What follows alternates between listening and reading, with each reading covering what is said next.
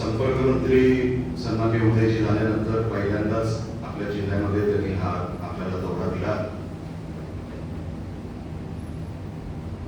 वेळ थोडी वर खाली होऊन सुद्धा आपण मोठ्या संख्येने इकडे जमला, त्याबद्दल मी मनापासून आपला आभार व्यक्त करतो. हे सांगत असताना जी मनोगत मी ऐकली आज, आणि उदयजी पहिल्यांदाच आले, ते येणार नाही परत.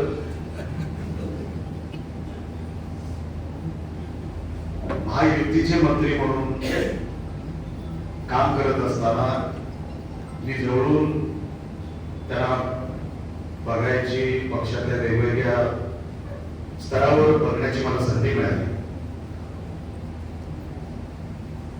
आपण संघटनेचं काम करत असताना आपल्या नेत्यांना त्रास होणार नाही याची काळजी आपण घेतली पाहिजे. आपल्याकडे काय नाहीये, कुठली गोष्ट कमी आहे, कुठल्या गोष्टीची उणीव आहे, आपण पक्षासाठी काय करतो, आपण काय पक्षाकडे मागत असताना आपण पक्षाला काय दिलं, ही जबाबदारी पण आपल्यावर आहे. नेहमी पक्षानेच आपल्यावर लक्ष द्यावं आणि आपण तक्रार करावी. एवढा लहान पक्ष आपला नाही, आपले नेते एवढे लहान नाही, आणि ही एवढी मोठी फिल्डिंग लागली असताना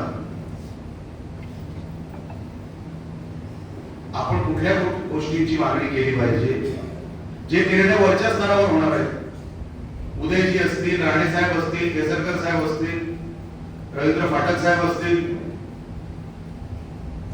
जे कधीतरी होणार आहे त्याची काळजी आज का करतो आपण. जे निर्णय आपले नेते घेतील, पण काहीतरी आपण बोलून जर वातावरण चिघळत असेल तर ते होता कामा नये. सगळं व्यवस्थित आहे, सगळ्यांची तब्येत वगैरे सगळी टाकाटक आहे. आज काय झालं होतं तुमच्या सगळ्या मूडला मला काय माहित नाही. एवढं सगळं चांगलं असताना हवा भरलेला हॉल बघितल्यावर कोणाला वाटेल एवढ्या तक्रारी आहेत त्या आहेत, प्रत्येक पक्षात असतात. कुठे ना कुठेतरी उशीर होतो, आम्ही कुठेतरी कमी पडतो, नेते कधी कधी भेटत नाहीत, आम्ही कधी कधी भेटत नाही, सगळं मान्य आहे. पण सन्मान्य शिंदे साहेबांना जे मी जवळून मागच्या काही महिन्यामध्ये सभागृहातही बघितलं, अहो त्यांना महाराष्ट्राचं टेन्शन आहे. आपण एक जिल्हा नाही सांभाळू शकत, त्यांच्यासाठी आपल्यावर जबाबदारी आहे. आपण काय करायचं. मी कधी शिंदे साहेबांकडे गेलो 5-10 मिनिटाच्या वरती मी थांबत नाही. त्या माणसाला महाराष्ट्राचा व्याप आहे, त्याच्यामध्ये मला ज्या कारणासाठी घेतलं, आता मी काय कारण सांगायची त्यांना. आम्ही बसलो इकडे, आणि उदयजी तर 24 तास अवेलेबल आहेत. कधी मी त्यांना फोन केला, कुठल्याही कामासाठी काही सांगितलं, ते काम झालं नाही असं एकदाही झालं नाही.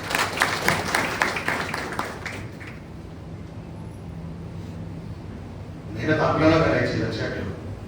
संघटना ही आपल्याला जी दिसते त्याचं रूपांतर मतदानात कसं होईल, गावागावात कसं होईल, ती मेहनत आपल्यालाच करायची. कुठेतरी कोणतरी कमी पडणारच आहे. निलेश राणे कुठेतरी कमी पडेल कदाचित, किंवा केसरकर साहेब, पण आपण आपलं काम विसरता कामा नये. महाराष्ट्र सांभाळत असताना या सगळ्या नेत्यांना आपण ताकद दिली पाहिजे की साहेब तुम्ही महाराष्ट्र बघा, हा जिल्हा आम्ही बघतो. फंड मागायचा, साहेब हे काम होत नाहीये, कुठली तरी मोठी गोष्ट मागूया का. अहो हे सगळं दुरुस्त होण्यासारखं आहे जे काय या व्यासपीठावरून सांगितलंय ते. आणि आपला कोण शत्रू नाही जिल्ह्यामध्ये, सगळे आपण एक कुटुंब आहोत. महायुती कशाला म्हणतात, कुटुंबालाच म्हणतात. म्हणून असा कोण प्रकार नाही, आपण सगळे एक आहोत, एकच राहणार. आपण लक्षात ठेवा, आपल्या कुठल्याही गोष्टीमुळे माझ्या नेत्याला त्रास होईल, वरती काहीतरी गडबड होईल, असं आपल्याकडून कधी होता कामा नाही. मी या गोष्टीची खरोखरच काळजी घेतो आम्ही की का आपल्या साहेबाला त्रास द्यायचा आपण काय कमी आहे का? हा कुठे काही मिळत नसेल जिल्ह्याला, जसं सिंधुरत्न स्कीम असेल किंवा साहेबांकडे आज उद्योग खातं आहे सामंत साहेबांकडे, तर आपण मागायला कुठे कमी पडायचं आहे, पण मागायचं काय आणि कुठल्या व्यासपीठावरून हे आपणच ठरवायचं. हे सगळी देणारी लोक आहेत. सामंत साहेब जसं मी सांगितलं कधी नाही म्हणतो मी, पुढाचा एक विषय फक्त सांगितलं. सभागृहात ते कुठेतरी काहीतरी काम हाऊस बंद पडलं होतं, ते काहीतरी लीड बसले होते. मी बोललो सामंत साहेब जरा कुडाळ MIDCच्या आरोला फोन लावा, जरा एक काम आहे माझं होत नाही. गॅलरीमध्ये त्यांचे PA बसले होते की तू मोबाईल मागवला, जागेवरून फोन केला आणि त्यांना जे इन्स्ट्रक्शन द्यायचे ते दिले. एवढं अलर्ट पक्ष आहे आपला. कुठलाही मंत्री आपल्या शिवसेना पक्षाचा किंवा इव्हन BJP पक्षाचा, इव्हन राष्ट्रवादीचा काम होत नाही असं मला जाणवलं नाही. हा कुठेतरी काय कमी पडलं असेल, 100% कुठेतरी माणसावर आम्ही ती माणसं कुठेतरी कमी पडलो असता. पण पक्ष जर आपण पक्षाला ताकदवर केलं तर आपल्याला मागायची काय गरज आहे? झक मारत द्यावं लागणार कोणालाही. अहो याची ताकदच आहे. आता सामंत साहेबांच्या मतदारसंघामध्ये कोण झक मारायला त्यांच्याकडे सीटा मागायला जाणार?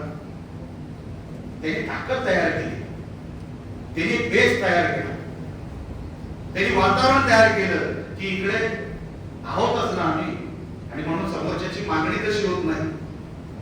आपण बेस असा तयार करूया, न शत्रुत्व तयार करता, न विरोध तयार करता, न कुठली स्टेटमेंट तयार करता, असं वातावरणच नको आपल्याला की या जिल्ह्यामध्ये काही पटत नाही. सगळ्यांचं पटतंय, ज्या अर्थाने विरोधकांवर पटू शकतं काही लोकांचं, आपसात पटवून घ्यायला काय?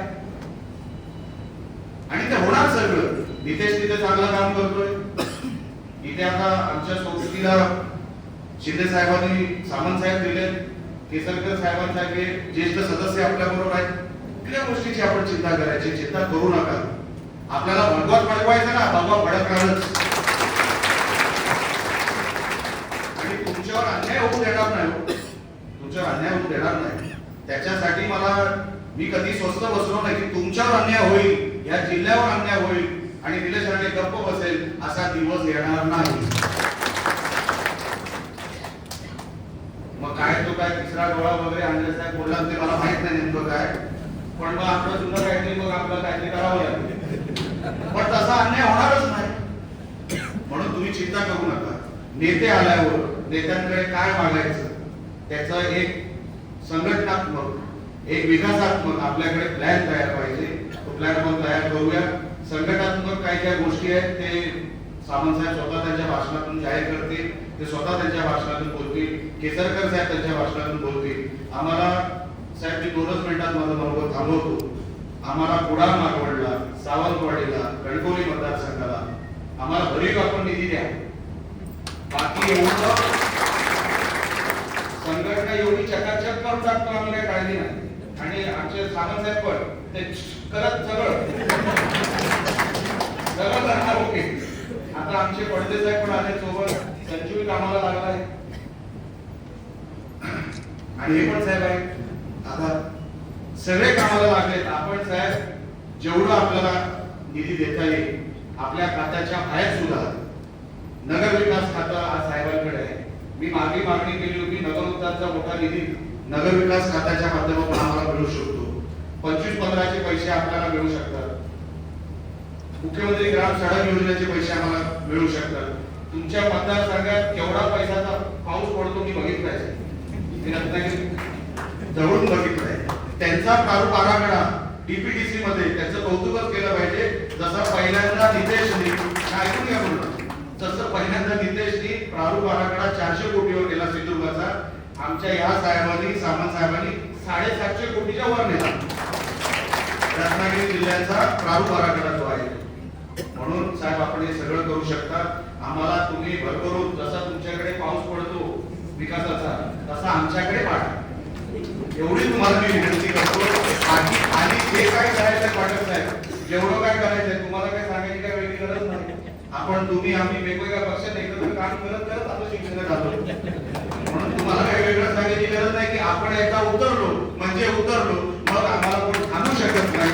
फक्त वातावरण चांगलं ठेवा, कोणी आपला शत्रू नाही लक्षात ठेवा. सामंत साहेब आपल्याकडे आले ते असेच येत राहू दे आणि लवकर न जाता आम्हाला पूर्ण वेळ देऊ दे, एवढीच फक्त त्यांच्याकडे मी विनंती करतो. आणि जय हिंद, जय महाराष्ट्र. एबीपी माझा, उघडा डोळे बघा नीट.